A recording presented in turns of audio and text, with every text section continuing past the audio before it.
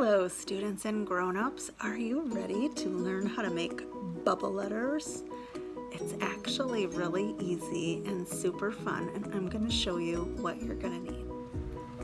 For today's activity, you will need paper, any kind of paper, something to draw with. A pencil is the best thing that you could use for this activity, and something to color with.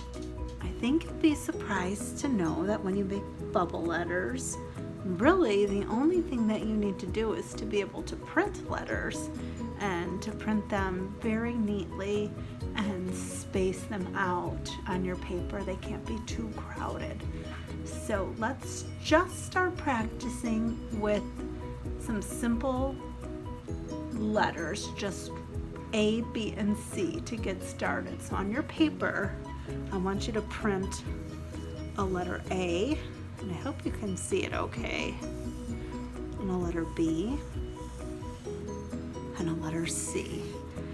And I want you to try to print it neatly and space it apart as best you can.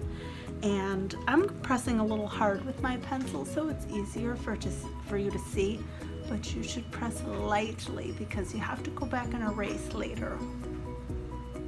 Now, the reason why they're called bubble letters is because after you print your lettering, you are just going to make a bubble around the letter. And I'm going to make the bubble with a black marker so it's easier for you to see. But you can make your bubble in pencil.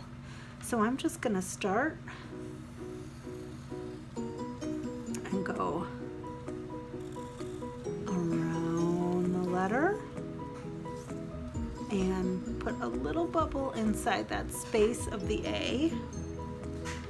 And I'm going to go around my other letter all the way around, just making a bubble around it. And put a little bubble inside there. And around my C. And I don't know if you ever remember doing this, maybe your teacher said that you could bubble cut something, which means you didn't have to cut right on the line. You could kind of cut around the shape. Maybe that helps you think about this a little bit different. But once you have the bubble drawn around your letter, then you'll go back and you will erase your pencil lines inside your letter.